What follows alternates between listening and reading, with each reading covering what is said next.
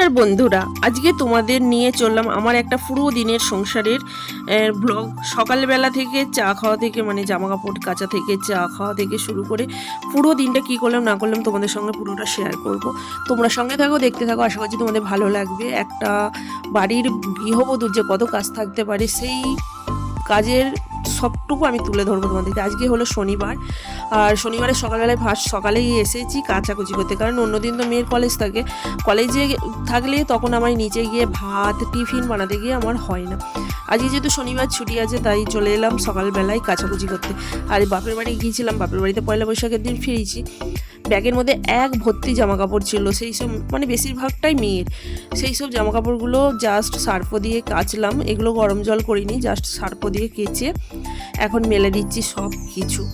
তো এখানে দেখো মেলে টেলে দেওয়ার পর এতগুলো জামা কাপড় আমি কেচেছি, প্রায় 2 বালতি আমি জামা কাপড় কাচাকুচি করলাম, সেটাই তোমাদেরকে দেখালাম।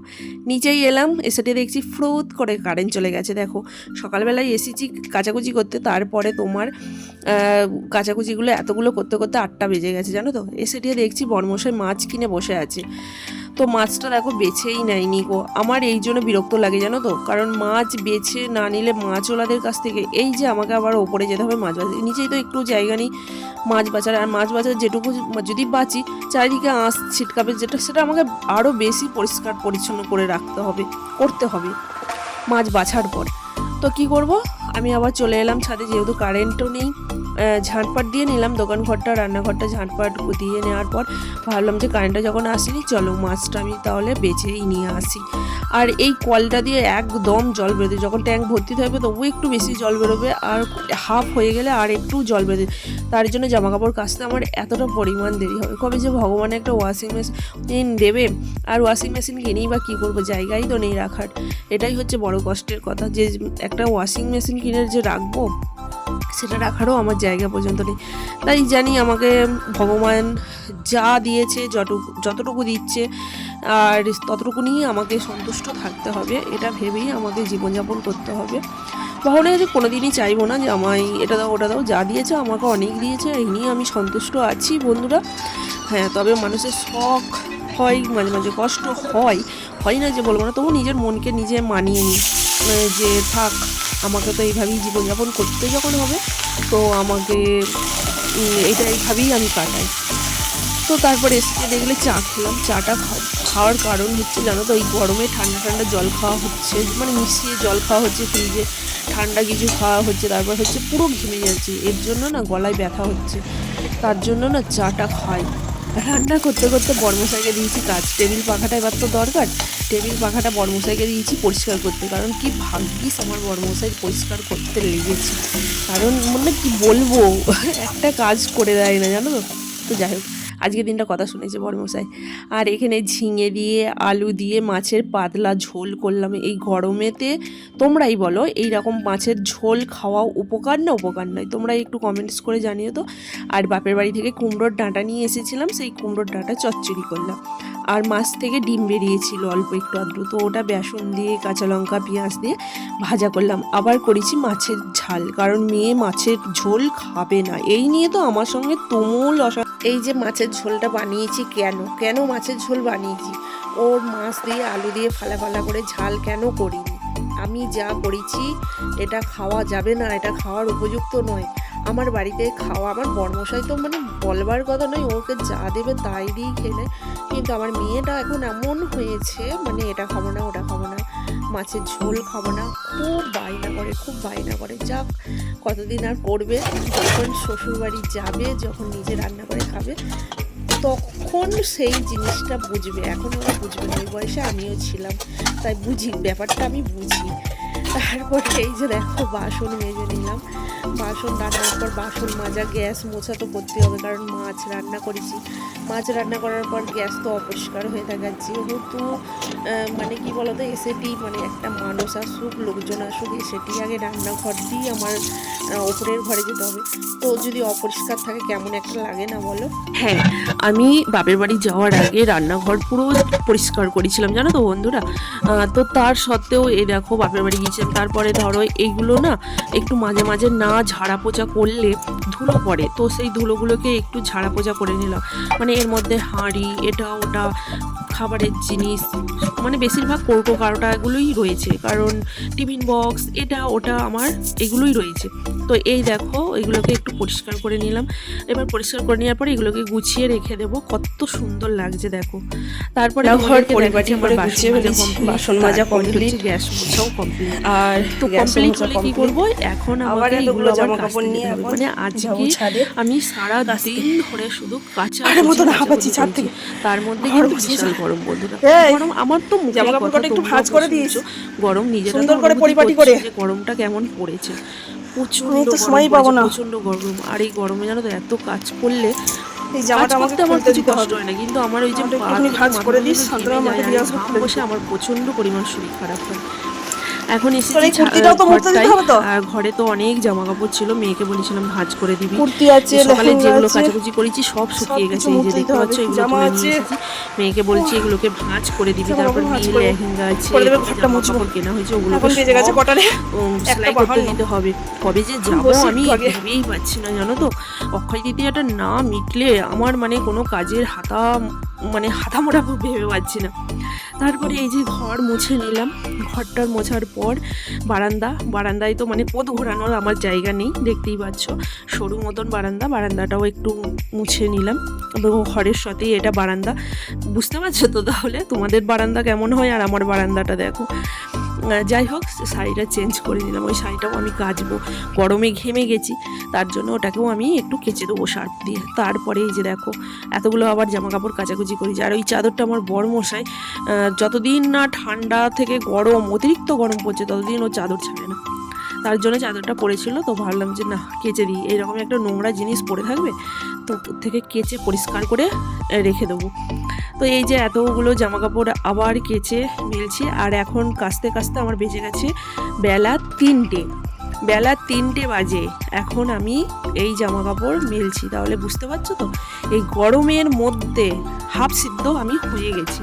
আমার মুখটার দিকে আমি নিজেই তাকাতে পারছি না, এতটা পরিমাণ কষ্ট, কিন্তু করতে তো হবেই, আমার সংসার আমাকে তো করতেই হবে বন্ধুরা, তাই না। রোদে রোদে কাজ করার পর হাফ সিদ্ধ হওয়ার পর আমার মুখের অবস্থাটা দেখো, পুরো কালি ঝুল হয়ে গেছে আমার মুখটা, নিজেই নিজেকে চিনতে পারছি না, এমন অবস্থা হয়ে গেছে। দরজায় খিল, জানালায় খিল, কে এই বন্ধ ঘরের মধ্যে থাকতে পারে বলো তো। আর যত গরম ওর রাত্রিবেলা লাগে, রাত্রিবেলা তখন নিচেই শুতে যাবে, মানে বিদঘুটে গরম ঘরের ভিতরে, অসহ্যকর, থাকা যায় না, এত গরম ঘরটার ভিতরে। তার মধ্যে গেছে কারেন্ট চলে।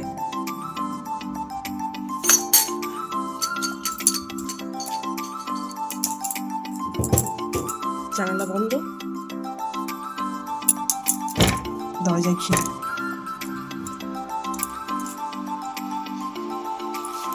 কারেন্ট নেই, এই দেখো সুইচ দিচ্ছে, কারেন্ট নেই।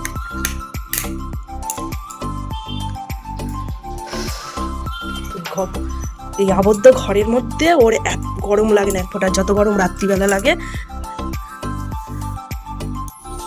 স্নান করে এসে একটু পাখার তলায় বসবো কি, চলে গেল ফুরুত করে কারেন্টটা। এখন ঘেমে নিয়ে একাকার হয়ে যাচ্ছি, আর ওই বন্ধ ঘরের মধ্যে কি করে আছে ভেবে পাই না। মেয়ের মাথায় ছিট আছে না পাগল আছে, মানে কি বলবো বুঝে উঠতে পারি না।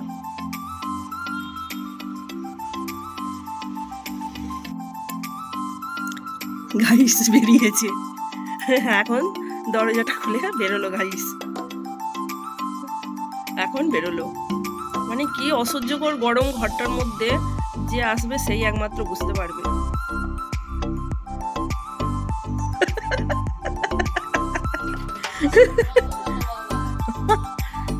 তুই পাগল আছিস বল, তোকে মানে ডাক্তার দেখানো উচিত।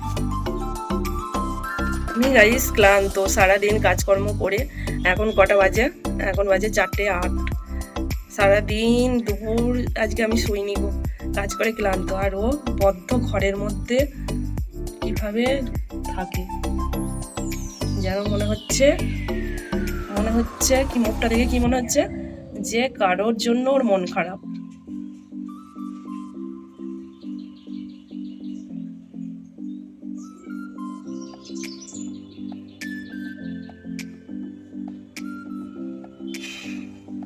কতদিন ঝড় বৃষ্টি হয়নি, এত পরিমাণ গরম, বাপরে বাপ, আমার গলা দিয়ে আওয়াজটা পর্যন্ত বেরোচ্ছে না, মানে গরমে এত কষ্ট হচ্ছে। ছাদে এলাম জামা কাপড় তুলতে, আর হাত পাগুলো একটু চলছে না, ক্লান্ত হয়ে গেছি সারাদিন কাজ করে, খুব কষ্ট হচ্ছে। তো জামা কাপড় কটা তুলে নিয়ে নিচেই পালাই, আজকে আর গাছে জল দেবো না, ভাল লাগছে না, একটু খুব ক্লান্ত লাগছে। 12টার সময় খেয়েছি, খিদেও পেয়ে গেছে। চলো জামা কাপড় তুলে নিই।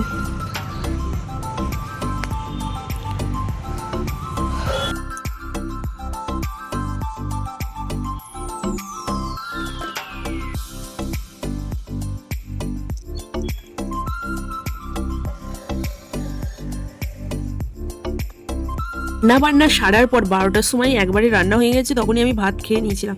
তারপর তো সারাদিন ধরে কাজ করার পর কিচ্ছু খাইনি গো। এখন সন্ধ্যাবেলা প্রচণ্ড পরিমাণ খিদে পেয়েছে। এখন আমি ছোলা ভিজিয়ে রেখে দিয়েছিলাম, মানে এখন নয়, দুপুরবেলা ছোলা ভিজিয়ে রেখে দিয়েছিলাম। তো ছোলাটাকে সিদ্ধ করে একটু সর্ষের তেল, জিরে আর লঙ্কা দিয়ে আমি জাস্ট নাড়াচাড়া করে নিলাম। তারপরে এই দেখো মুড়ি মাখা করছি, এর মধ্যে বাদাম দিয়েছি, ছোলা সিদ্ধ মাখা দিয়েছি, তারপরে পেঁয়াজ, শসা, কাঁচা লঙ্কা সব দিয়ে মুড়ি মাখা করেছি। বরমশাইকে দিলাম, আমিও খেলাম। মেয়ে তো খাই না। আর দোষের মধ্যে কি হয়তো মুড়ি চেবাতে গেলে না এই দুই সাইডগুলো না ব্যথা হয়, মানে এই চাউলগুলো ব্যথা হয়ে যায়।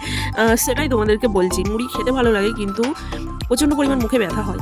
আর শসা দিয়েছি বলে না কি হয়েছে, মানে পুরো নরম হয়ে গেছে মুড়িটা। শসাটা যদি না দিতাম তাহলে মুড়িটা বেশ ভালো হতো। তো যাই হোক, সন্ধ্যাবেলা মুড়ি খেয়েছিলাম, আর সন্ধ্যাবেলা মেয়ে ভাত খেয়ে নিয়েছিল বলে অনেকটা রাত্রিবেলা আবার খিদে পেয়ে যাবে বলে বরমশাই রাত 10টার সময় কি এনে দিয়েছে, চিকেন ললিপপ এনে দিয়েছে। তো চিকেন ললিপপ খাওয়া হলো, আমি একটা খেলাম, মেয়ে দুটো খেলো, বরমশাই একটা খেলো, দিয়ে রাত্রিবেলাটা এই খেয়েই কাটানো হলো। বাসন রয়েছে, আমি বাসন মাজতে পারলাম না আজকে, আমার খুব কষ্ট হচ্ছে, মনে হচ্ছে কখন গিয়ে একটু ধপাস করে বিছানায় বডিটা আমি ফেলবো, এত কষ্ট হচ্ছে। ঘরে এলাম, মেয়ে জামা কাপড় ভাঁজ করে দিয়েছে, কিন্তু খাটের মধ্যে। আমি যখন ভয়েসটা দিচ্ছি সেটা ছিল তোমার হচ্ছে মঙ্গলবার, আর এটা তো শনিবারের ব্লগ, সেদিনকে খুব কষ্ট হয়েছে। মেয়ে জামা কাপড় কটা ভাঁজ করে দিয়েছে, কিন্তু তোলার ক্ষমতা নেই, এই চেয়ারে এখন রেখে দিই।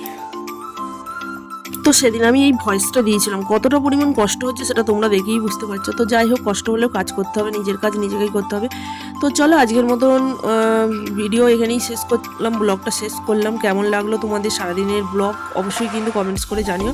ভালো লাগলে চ্যানেলটিকে সাবস্ক্রাইব করে দিও, লাইক করে দিও, প্রচুর প্রচুর প্রচুর শেয়ার করো, প্রচুর নয় একটাই লাইক করো, প্রচুর শেয়ার করে দিও, আর অবশ্যই অবশ্যই কিন্তু কমেন্টস করে জানিও। দেখা হবে খুব শীঘ্রই আবার একটা পরের ব্লগে। ততক্ষণ কিন্তু তোমরা পাশে থেকো, আর এই গরমে প্রচুর প্রচুর জল খেও, সবাই সাবধানে থেকো, আর বাড়ি থেকে কেউ বেরিয়েও না, খুব দরকার প্রয়োজন ছাড়া বাড়ি থেকে বেরিয়েও না। এই যে টাটা, চলো, গুড নাইট, শুভরাত্রি, রাধে রাধে, জয় নিতাই।